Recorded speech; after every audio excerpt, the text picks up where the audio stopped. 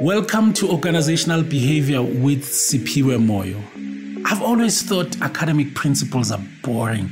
I've spent a lot of time teaching at business schools, and I've taught at 4 business schools in the world. And I've also been an HR specialist, an organizational behavior specialist. But I've always wanted to create conversations where we can make these things accessible, right? And we can talk about how do you use academically sound principles of behavioral science, of organizational behavior to actually help us lead in the workplace. And I've always thought there's just this gap between practice and academia. And I'm just here to bridge this gap. So welcome to the channel. Stick with me, baby. My name is Siphiwe Moyo. Welcome back to the channel. I've always wanted to do that. My daughter loves saying, welcome back. So I'm also now adopting my daughter's style. So today I want to just chat to you about understanding work styles can actually help team cohesion and consequently productivity. There's so many personality assessments all over the world. But I remember this one day I was like, oh, I'm an incubator. I'm not a procrastinator. I was so relieved. The first time I saw the work around work styles and motivation, I think it was the work of Robert Biswas-Diener. And I was just so excited to just discover the fact that I'm not a procrastinator. I'm something called an incubator, and let you know now what that means. In essence, it means I do put off work until the last minute. I work well, extremely well with tight deadlines. I love working under pressure. The difference, though, between a procrastinator and somebody that's called an incubator is the quality of your work. So if you are a procrastinator, you put off work, and then you still do poor work. But if you're an incubator, you put off work, you like pressure, but then you give work that is of a superior standard. And I think for me, that particular realization has not only changed my life, but it has also helped me work better with my clients and people in my team. I'm a professional speaker. I go around the world speaking in conferences, and I used to frustrate conference organizers who fall into this category called planner, which I'm going to tell you now about. I used to frustrate them a lot. So they love saying, Siphiwe, may you please send us your presentation a week before the conference, 2 weeks before the conference. And whenever they say that, I'm like, I don't have it. I haven't started. I haven't even looked at it, right? I don't know what they're even talking about. I'm thinking about the presentation that I'm going to do tomorrow, this week. And of course, I always have a lot of content because I'm teaching, researching, studying all the time. The content is there, but the bottom line is I haven't thought about your conference, and I haven't started actually putting your conference together. And it used to frustrate event planners, and it used to, because it frustrates them, it used to have a bit of friction in our relationship until I really discovered this work style.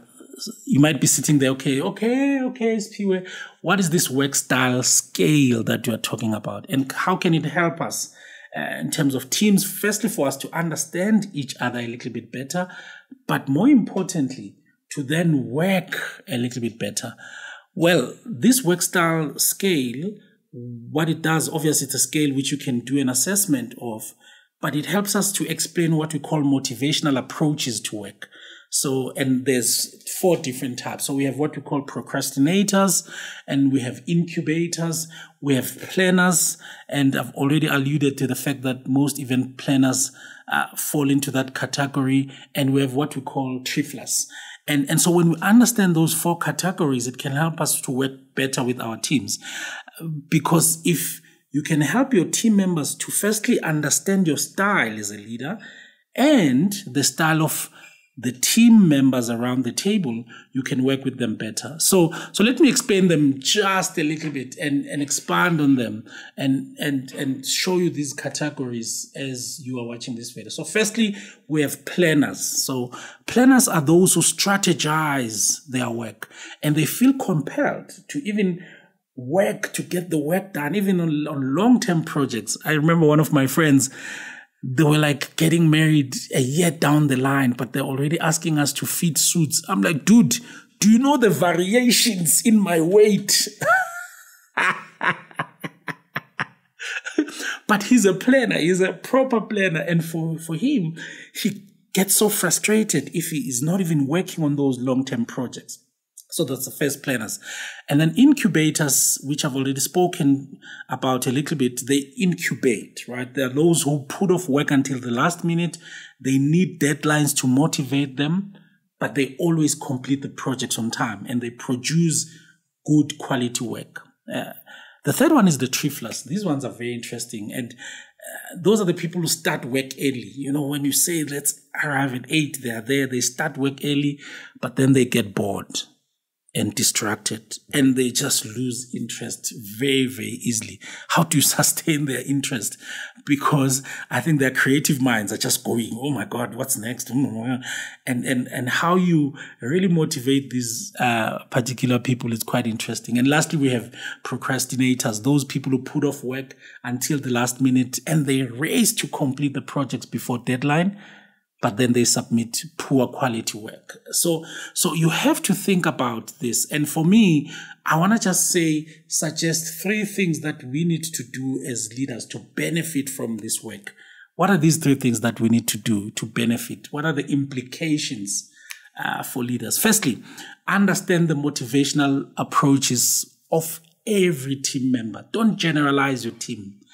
Understand them individually. Spend time with them individually and vary your leadership styles accordingly. You know, the biggest lie that we've been told is that we need to lead people the same. It's not true. We need to lead people fairly, but not the same. So if you know that I'm generally a procrastinator, you might have to give me more deadlines and stay close to those deadlines and ask me and check in with me every now and then, because you know. But if I'm an incubator, you're going to frustrate me if you're asking me those deadlines. If I'm a trifler, what can you do? Maybe if you're a trifler, you give people, let them do their most creative work early on and let them manage their time, because they understand their energy as well. They understand when they must be the most creative.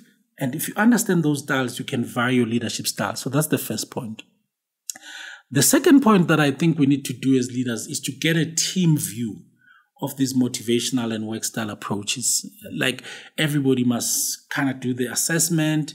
We must chat about it and make it fun. It doesn't have to be this online archaic make it fun. Let's play around it, you know.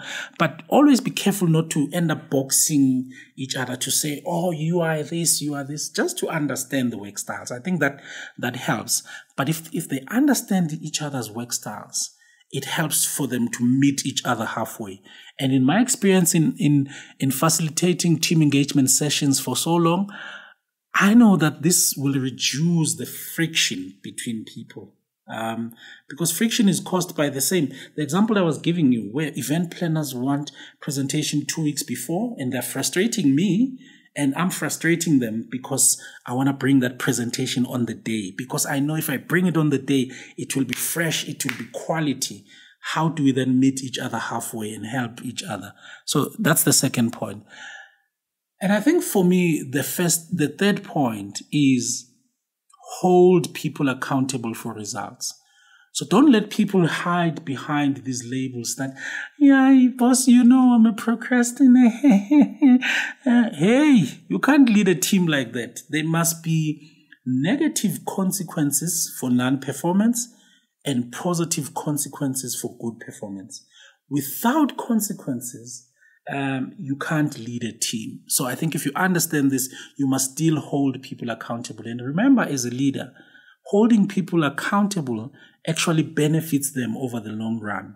It might feel a little bit painful when you are trying to hold them accountable, but it benefits people over the long run. So those are the 3 tips on how you can use this work style and motivational approaches to lead your team better.